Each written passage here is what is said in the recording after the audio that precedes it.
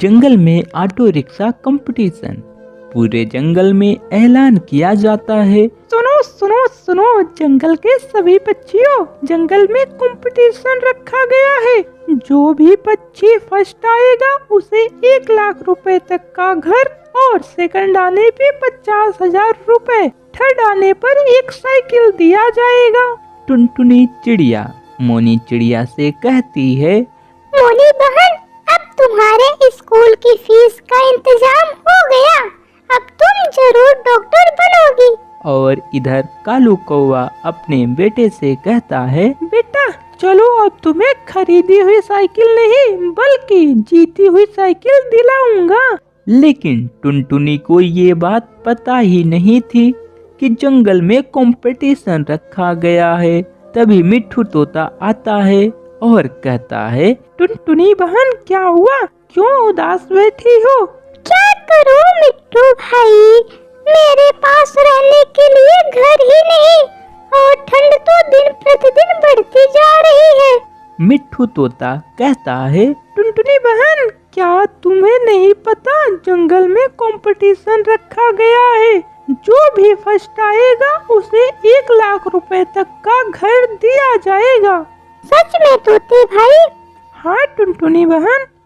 पर मैं अकेली कैसे जीत पाऊंगी? तोता बोलता है, मैं हूँ ना बहन, मैं दूंगा तुम्हारा साथ। सभी पक्षी अपने अपने आटों को तैयार करने लगते हैं। सभी के आटो एक से बढ़कर एक दिखाई देते हैं। अगले दिन चलो सभी पक्षियों अपने अपने आटो और एक साथी के साथ एक लाइन में खड़े हो जाओ। इस गेम में कोई भी चीटिंग नहीं करेगा, सभी पक्षियाँ पूरी ईमानदारी से खेलेंगे। तभी कालू कौवा फोन लगाकर कहता है, अरे ओ हरामी चिड़िया, तैयार रहना सभी पक्षियों को रास्ता भटकाने के लिए। हाँ कालू भाई मैं तैयार हूँ। ठीक है मैं सबसे पीछे रहूँगा। ठीक है कालू भाई। गेम शुरू हो जाता है। टुनटुनी बहन और तेज चलाओ, टुनी बहन और तेज चलो, हमें जीतना है। कालू कौवा कहता है, जाओ जाओ आगे पता चलेगा जब तुम लोग रास्ता भटकोगे। सभी चिड़िया एक दूसरे से आगे पीछे हो रही थी।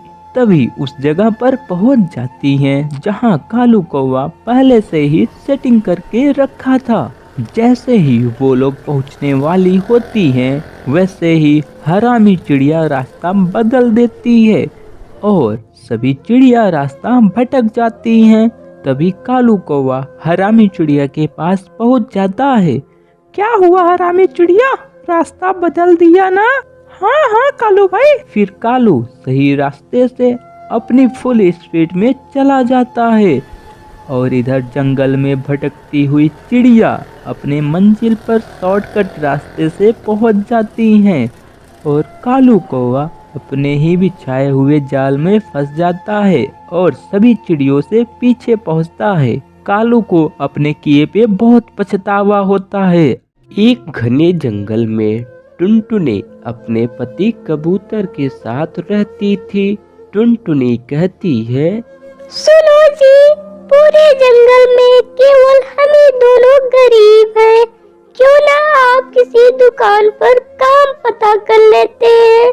बबलू कबूतर काम पता करने जंगल के नए चिड़िया मार्ट में जाता है।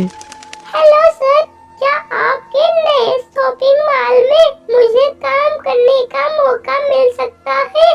क्यों नहीं, लेकिन तुम कितने पढ़े लिखे हो? बबलू कबूतर कहता है, मैं तो अनपढ़ हूँ सर। अनपढ़ होने की वजह से बबलू को नौकरी नहीं मिलती है और वो चुपचाप घर चला जाता है और अपने खेत में काम करने लगता है। एक दिन बबलू कबूतर खेत में काम कर रहा था, तभी जोर से बिजली चमकती है और कबूतर पर गिर जाती है, जिसकी वजह से बबलू की मौत हो जाती है। इधर घर में टुनटुनी चिड़िया कबूतर का इंतजार करते करते थक जाती है और कहती है, हे भगवान, क्या हुआ, अभी तक नहीं आए, अब मैं ही खेत में जाकर देखती हूँ। टुनटुनी चिड़िया अपने पति को खेत में मरा हुआ देखकर रोने लगती है। हे भगवान, क्यों मेरे पति को मुझसे छीन लिया? उठिए जी, आप कुछ बोलिए, क्या हुआ आपको?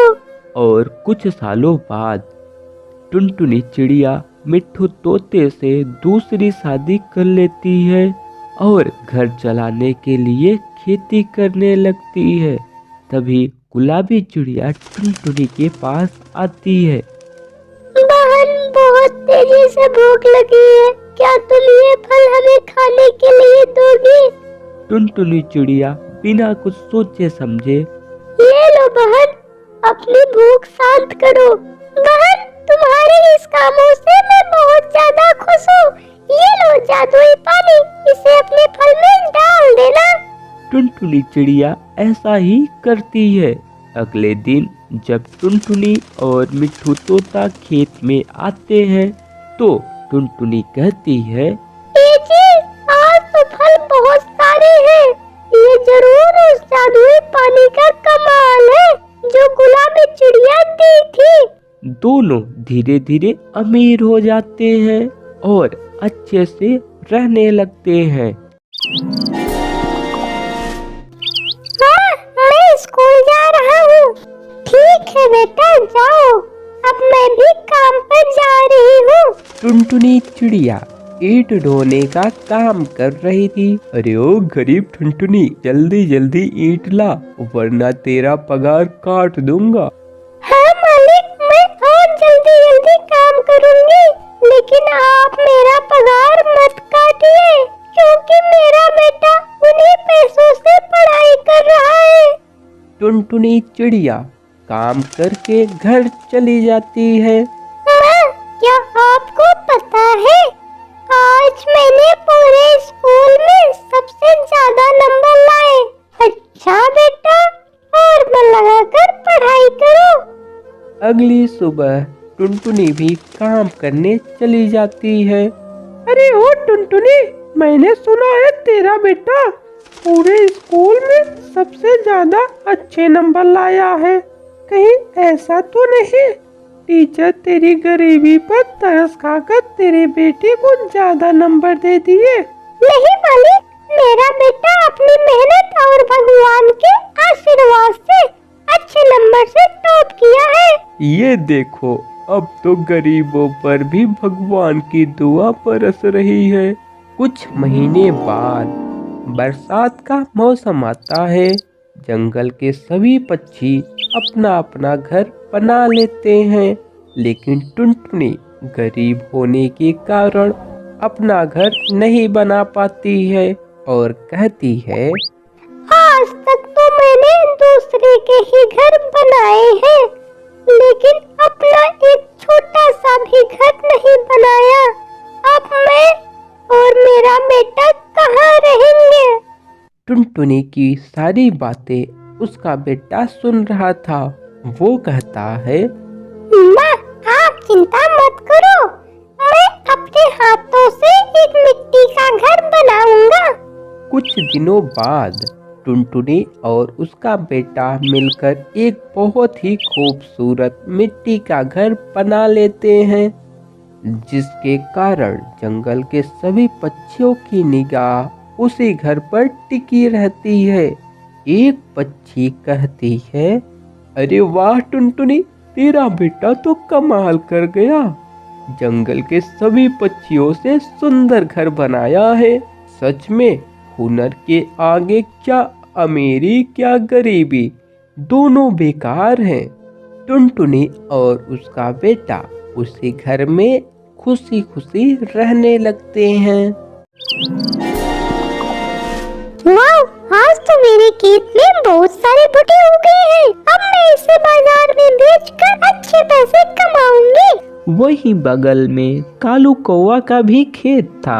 उसके खेत में एक भी भुट्टे नहीं उगे थे। वो कहता है, हे भगवान, ये मेरे साथ क्या हो गया?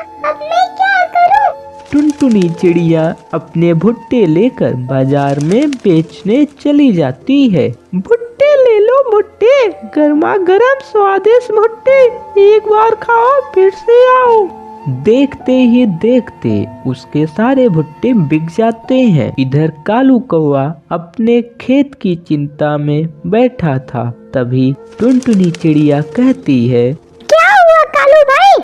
देखो ना टुनटुनी, तुम्हारा खेत तो भुट्टों के आगे दिख ही नहीं रहा है और एक मेरा केवल खेत ही दिख रहा है और एक भी भुट्टे नहीं उगे। टुनटुनी चिड़िया कहती है, फिर से मेहनत करो, जरूर उगेंगे। यह कहकर टुनटुनी चिड़िया चली जाती है। कालू कौवा कहता है, अब नहीं करने वाला हूँ मैं कोई मेहनत। अब मैं तो टुनटुनी के भुट्टे चुरा कर बाजार में बेचूंगा। अगले दिन टुनटुनी बाजार में भुट्टे बेचने चली जाती है और इधर कालू कौवा भुट्टे चुराकर बाजार में बेचने चला जाता है।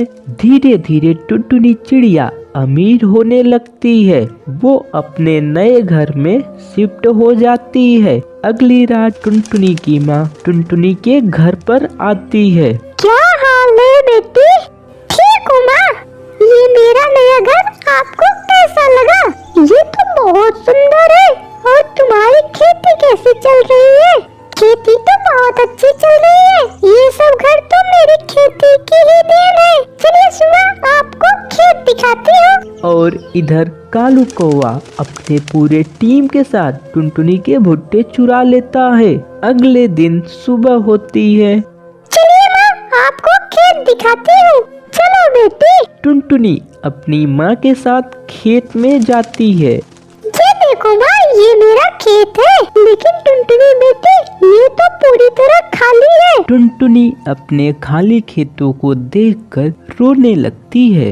हे भगवान, मेरे भुट्टे किसने चुराए? मैं क्या करूं? टुनटुनी की माँ कहती है, रहने दो बेटे, रो मत। ये देखो बगल वाला खेत, इसमें कितने सारे भुट्टे उगे हैं। टुनटुनी कहती है, ये तो कालू भाई का खेत है, वो कहीं नजर नहीं आ रहे हैं। तभी एक तोता आता है और कहता है, टुनटुनी बहन, कालू कौवा तुम्हारे भुट्टे को चुराकर घर छोड़कर भाग गया, इसलिए वो कहीं यहाँ नजर नहीं आ रहा है। टुनटुनी की माँ कहती है, बेटी, शायद भगवान ने ये तुम्हारे लिए ही छोड़ा है। तुम इसे बाजार में बेचा करो। टुनटुनी चिड़िया और उसकी माँ ऐसा ही करते हैं। तो प्यारे बच्चों, ऐसी और वीडियो को देखने के लिए रेड वाले सब्सक्राइब बटन पे क्लिक करें और घंटी को दबाना ना भूलें। वीडियो पसंद आई होगी तो लाइक करें।